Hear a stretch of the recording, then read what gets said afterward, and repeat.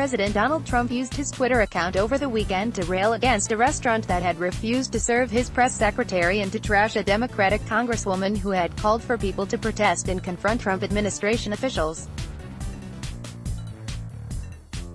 Trump's social media strategy, experts argue, exemplifies several new challenges over censorship and the meaning of the First Amendment in the 21st century.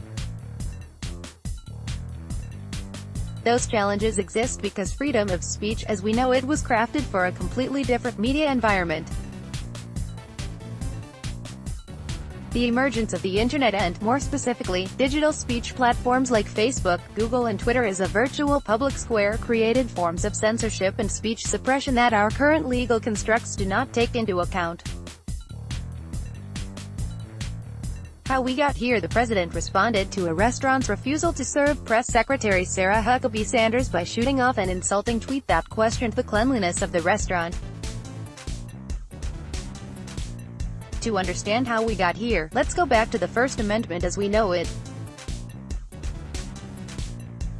Our present conception of freedom of speech originated during and after World War I, when the government used the Espionage Act and related laws to silence and imprison anti-war dissenters and socialists. Supreme Court majorities approved of this crackdown on speech, but dissents and concurrences from justices including Louis Brandeis, Oliver Wendell Holmes and appellate judge Learned Hand paved a path for future courts to establish a true right to freedom of speech. That happened in the 1960s and 1970s, when the Supreme Court overruled its past opinions and established strong protections against government censorship of political speech. These decisions were based on a series of assumptions about how the government could censor political speech that were based on the media environment of the time. Back then, individuals had limited means to get their message to a mass audience. You needed access to a printing press, a radio frequency, television spectrum or a cable channel. With fewer platforms for mass communication, not everyone's speech could be broadcast or printed, so audiences had a lot of time to devote to each speaker. It also made it easy for the government to censor speech by throwing speakers in prison or choking off their access to an audience by shutting down a newspaper or preventing a television station from airing a segment. The court ruled that the government could not censor speech by jailing dissenters or blocking the publication of information it deemed dangerous because the public relied on the limited number of speakers and venues to engage in the marketplace of ideas that undergirds a democratic society. Today, thanks to the Internet, the media environment that existed 50 years ago no longer exists.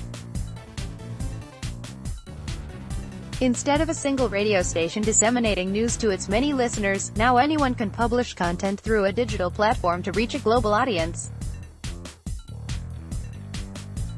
In this way, speech is a lot more democratic. Almost everyone can speak and have a platform to make their speech heard.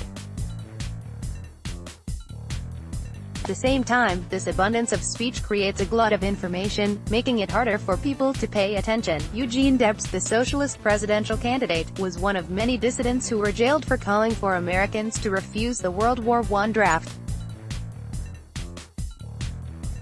While courts upheld his conviction, the cases began a slow march to establish a true right to freedom of speech.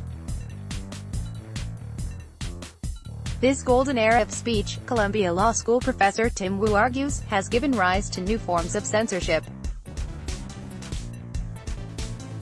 The low costs of speaking have paradoxically made it easier to weaponize speech as a tool of speech control. Wu writes in a provocative essay, "Is the First Amendment obsolete? The unfortunate truth is that cheap speech may be used to attack, harass, and silence as much as it is used to illuminate or debate." Wu identifies several distinctive new paths for censorship. Private digital platforms can themselves censor speech as they are not the government. Bots and trolls are deployed to flood digital platforms to change the subject, overwhelm other speakers and generally distract the general public. And troll armies, sometimes egged on by government officials, threaten targeted speakers. take some of Trump's tweets of the past days.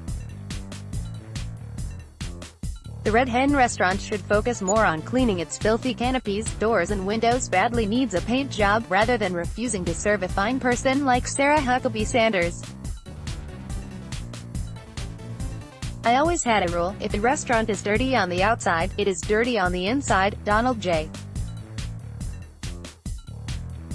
Trump, at Real Donald Trump, June 25, 2018. Congresswoman Maxine Waters, an extraordinarily low IQ person, has become, together with Nancy Pelosi, the face of the Democratic Party. She has just called for harm to supporters, of which there are many, of the Make America Great Again movement. Be careful what you wish for Max. Donald J. Trump, at Real Donald Trump, June 25, 2018. The president's tweets are a message from a government official, sent through what is considered an official account, that aim to point his supporters in the direction of a disfavored individual. By now, it's a well-tested tactic for Trump. As a candidate, he threatened his opponents both on and offline, called out private citizens for harassment on Twitter, and encouraged violence from his supporters at his rallies. As president, the targets of his threats have including NFL players and individual journalists, calling for them to be fired or punished. While it's normal for political actors to criticize each other, as Trump criticized Waters, it is abnormal to use an official platform to issue an oblique threat of violence against a congresswoman or to target a private citizen like the restaurant owner. The restaurant and those with the same name but no connection to it have already been targeted with online and real-life harassment. Waters has received death threats before when the president has attacked her on Twitter. Previous Trump targets have also been harassed with violent images and death threats. The censorial mob, Wu argues, seeks to wear down targeted speakers and have them think twice about writing critical content. The swarms of harassment are, effectively, a message from the president's supporters telling his targets to shut up and get in line.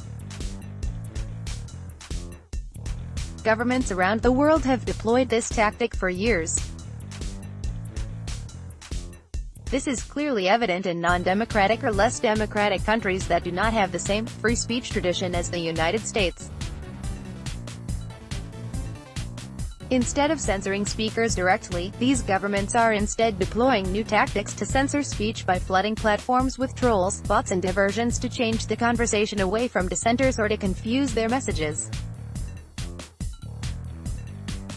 This is happening all around the world, from China to Russia to Turkey to Mexico. What can the First Amendment do? President Donald Trump frequently attacks private citizens using his Twitter account, driving harassment from his supporters their way. The use of speech as a tool to suppress speech is, by its nature, something very challenging for the First Amendment to deal with, writes Wu. In the face of such challenges, First Amendment doctrine seems at best unprepared. It is a body of law that waits for a pamphleteer to be arrested before it will recognize a problem.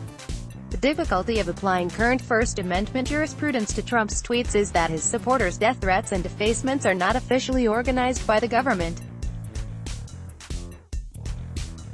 This is a private mob, not a bunch of government agents. Wu argues that courts would need to expand what actions constitute state action in these cases. First, he writes, the legal system should look at accomplice liability to potentially resolve the possible incitement of private online mobs by public officials. In the political attack mob context, it seems that some official encouragement of attacks on the press or other speakers should trigger First Amendment scrutiny. Wu writes, while not every online political mob attack would implicate accomplice liability, Wu points to previous legal cases as examples of how the court establishes that punishments suffered by private speakers due to indirect pressure from government officials are deemed First Amendment violations. In Bloom v. Uretsky, the Supreme Court ruled in 1982 that liability as an accomplice can apply to indirect government action in response to private speech, when it has exercised coercive power or has provided significant encouragement, either overt or covert, that the choice must in law be deemed to be that of the state. In 2010, the U.S. Sixth Circuit Court of Appeals found that the government could be held responsible after an official complained to a woman's employer about her comments at a public meeting and got her fired. Does this mean anything for the president? Probably not now. Trump, however, is providing a steady stream of examples for how a president can use his position and resources to encourage the new ways to suppress dissent in the 21st century. If he continues as he has, the courts may have to deal with the new threats to free speech sooner rather than later. Download. Do you have information you want to share with HuffPost? Here's how.